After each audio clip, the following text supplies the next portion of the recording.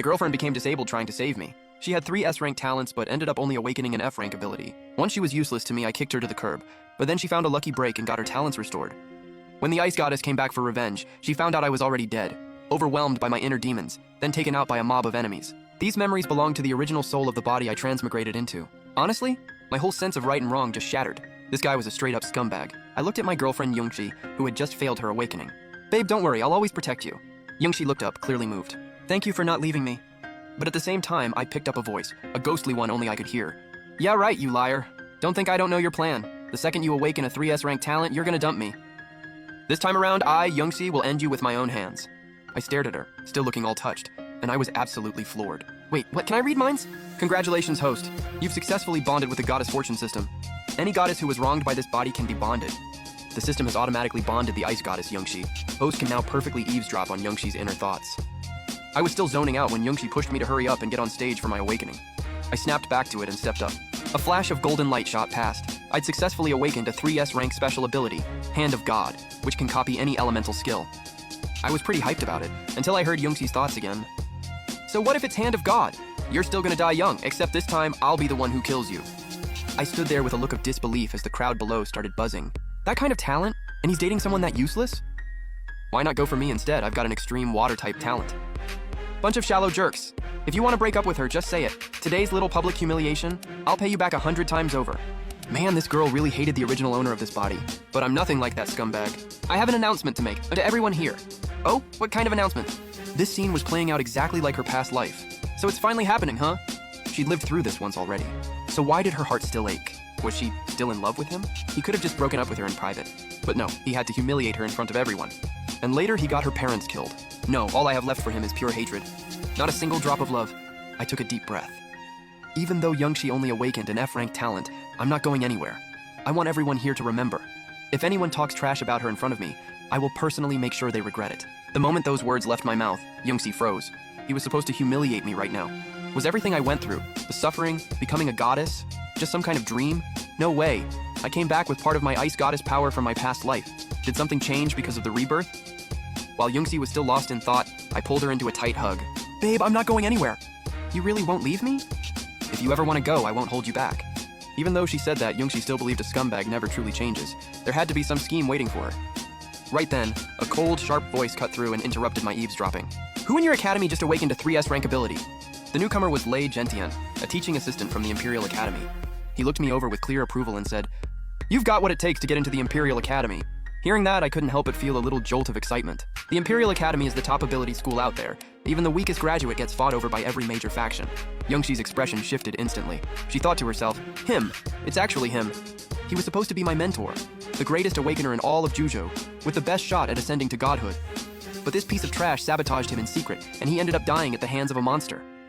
After hearing Yung Shi's thoughts, I felt a massive headache coming on. Great. Another woman I apparently screwed over. Lei Gentian looked at me, his face unreadable. Long time no see. The ungrateful little traitor I poured everything into raising.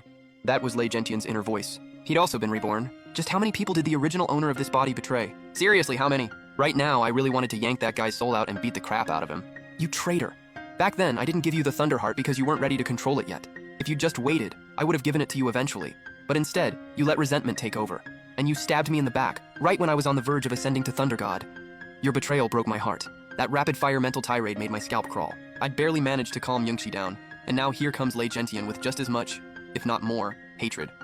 How on earth did I, the most stand-up guy around, get stuck in the body of this absolute lowlife? Stop spacing out. Show us what that 3S rank talent can do.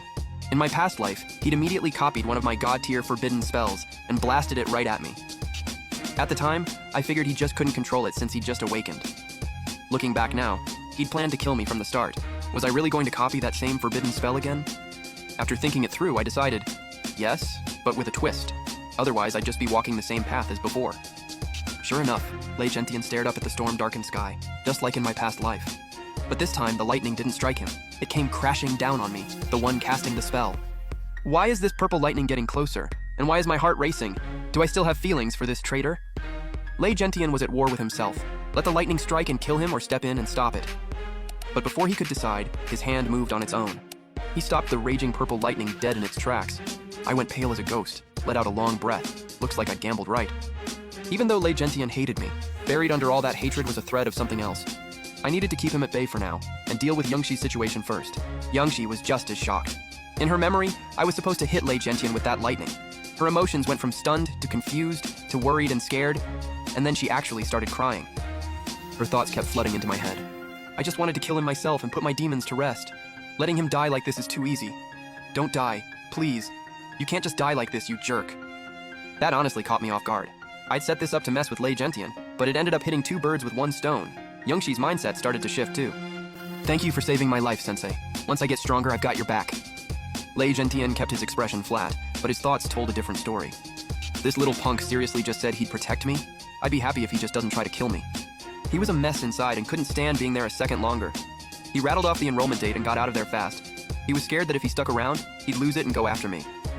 I turned to Yung Shi, tears still on her face, wrapped my arms around her and said softly, "Hey, why are you crying? Were you worried about me getting struck by lightning?" Yung Shi was internally cursing me out as a two-faced jerk, while playing the part of a sweet, shy girlfriend on the outside. Let go of me. There are people everywhere.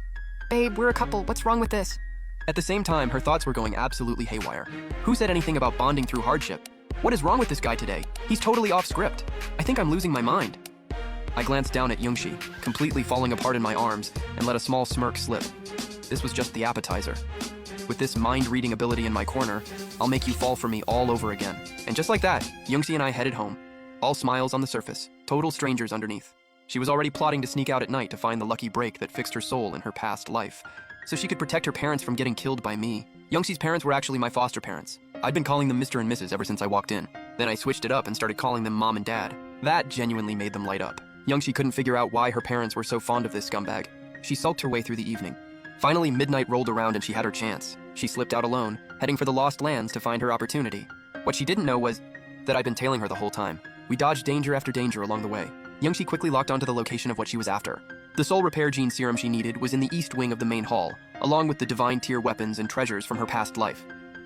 Once I fix my soul and get those, ascending to Ice Goddess is basically a done deal.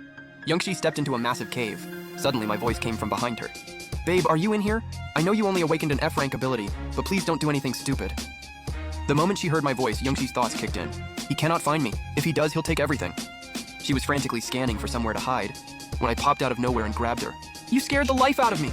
Yung Shi kept her cool, forced herself to stay calm, and tried to play it off. "It's my fault. I got too caught up in my feelings about the failed awakening. Let's just go home." Inside, I was cracking up. Too late to talk me into leaving now. I pretended to look around deep in thought. Wait, did we accidentally stumble into some kind of secret realm? Maybe there's something here that could power us up. Whatever you do, don't move that boulder. Following her thoughts, I walked straight up to the boulder and shoved it aside. Whoa! Insane ice frost energy. A pair of frost wings materialized in front of me. Ice-type item. Can you give that to me? I could protect myself with it.